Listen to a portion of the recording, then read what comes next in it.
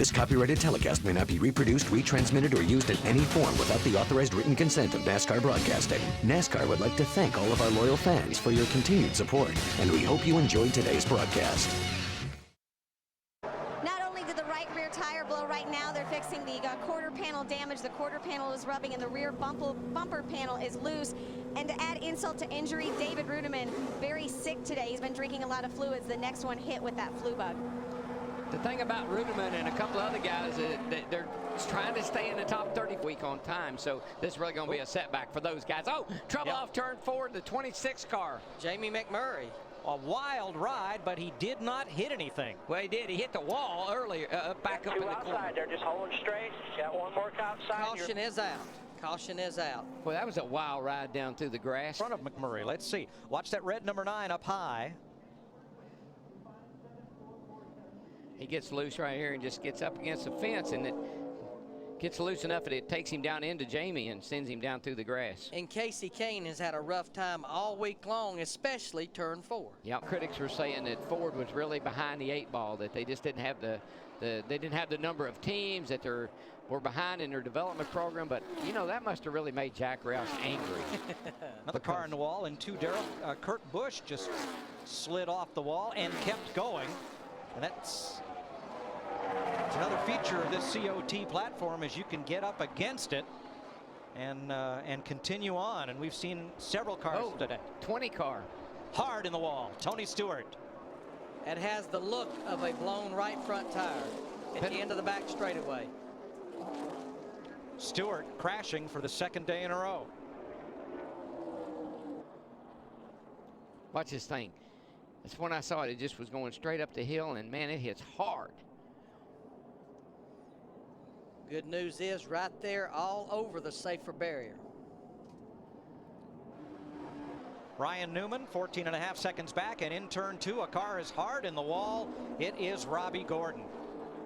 Boy, now there's a fellow who has had a tough couple of weeks. Yeah, he didn't need that at all, that's for sure. Nobody does, but he really didn't. He would be in the top dozen in points, but for a penalty imposed at Daytona. Right front tire.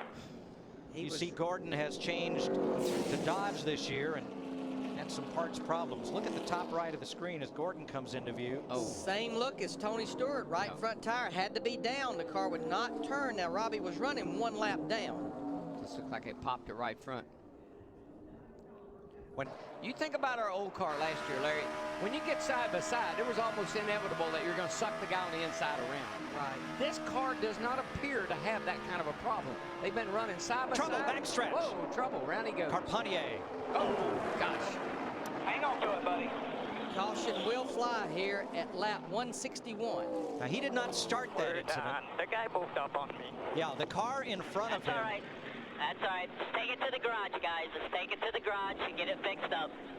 We're leaking oil or something. I'm not sure who was just in front of Patrick, who's making his first start of the season in the Sprint Cup Series, but somebody came off turn 2, squeezed him right up in front of him in the wall, and I believe we're going to see if that was David Reagan. Was in front of the 6 of Reagan. There's Newman, Reagan, and watch the 10.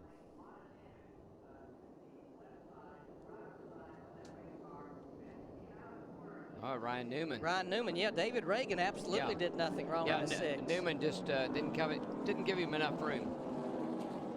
You can look at it either way.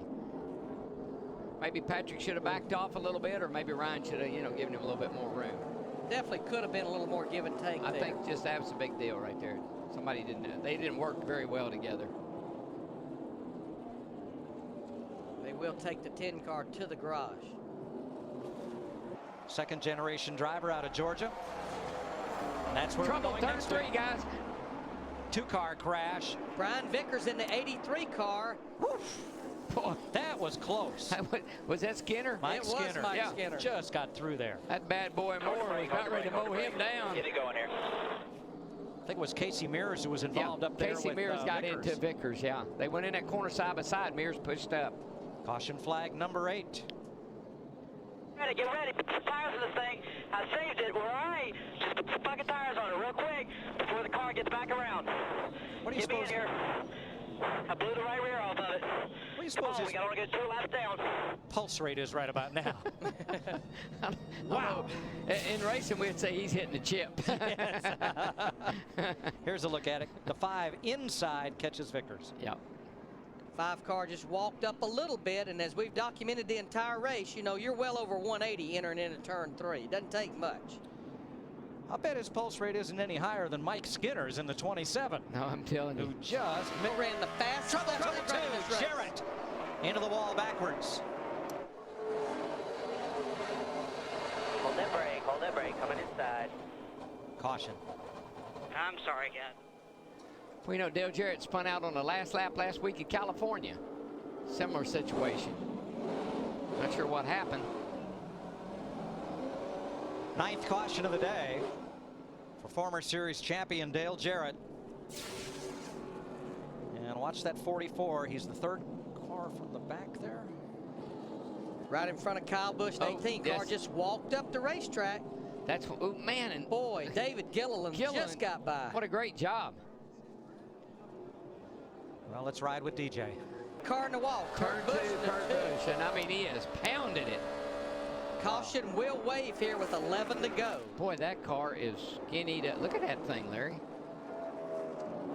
Has all the look that a right front tire did go down on that 2 car. My. See Kurt moving around in the car. He is okay. But his Penske mount is used up. Boy, I'll say, he hit that thing a ton. So we'll be inside 10 laps to go for the restart, which means a single file restart. And watch the blue deuce. Here he is, middle of your screen. This is where it's gonna. This is when it hurts the worst. You're right in the Right middle there, of the you corner. see, you saw it when it blew. Yeah. I mean, dead in the middle of Right in the middle of the corner. You're already back in the gas. And Kurt, again, had worked his way back onto the lead lap. It would be just like somebody walking up to you and poking you in the gut as hard as they can. Whoa, Junior didn't go. He Did not get a good restart. Matt Kenseth took advantage on the high side. There goes Gordon on the inside. They're going to split it going into 1. Boy, I think Junior may have spun the tires, Larry. And what a break that was for Gordon, but look on the high side. Oh, Gordon comes up. Oh, He gets Kenseth. He got Kenseth. Oh, and there goes Jeff. Jeff's in the inside wall. Hard into the wall. Caution will wave. Caution will wave. The field is frozen. We'll be coming back to 4 to go. That was, oh, and he almost got clipped again. What a, you know, I told you, it's a crapshoot. Cautions breed cautions. So we're looking at Jeff Gordon. You can see he's already taken his steering wheel off. He's letting his window net down. That's Look the at that. whole radiator out of the 24 car. It all started with this restart. I mean, this gets everything bottled up, and now it's just like a real rat race down here into turn 1. Jeff's on the bottom. Here comes Matt up on the outside. I think Jeff just shoves up right there, gets into him ever so slightly. And look at Greg Biffle slide by, but that inside lick on the inside wall is what tore Jeff's car all to pieces. They're going to stop the field in turn 1 so they can clean up turn 2. Spin that time. Kevin Harvick laid back just a little bit in that 29 car on Greg Biffle. Dale Earnhardt Jr. staying right with him. Look at Biffle go the outside. Biffle gets a run on the high side. I don't know if he can make that stick or not. But the high side is where those Fords have been their best all day. Boy, Carl's shot out of a cannon down the back straightaway. There goes Biffle up to the 2nd groove. He just can't get the bite up there. They'll be coming white flag this time. 1 to go. I believe Biffle's going to make a run on Junior as they go down in toward turn 1 here. He's looking around. He's looking inside. He's looking outside. You got good gap here. Run away with it. Biffle's to the outside of Junior off of 2. Can't quite get there. He'll have one more shot as Carl Edwards pulls away. Half a lap to go. Carl's loving this. He's looking in the mirror saying, bye-bye, boys. Harvick coming into the picture. See you at the casino. Single file. Biffle Whoa, looks high. whoa, Biffle. And for the 9th time in his Sprint Cup career, Carl Edwards will go to victory lane. 2 in a row. Way to go, Carl. Hey, what? We had a side-by-side battle for 6 between Casey Kane and David Reagan. It's over for sure, right? Yes, it is. Yes, it is.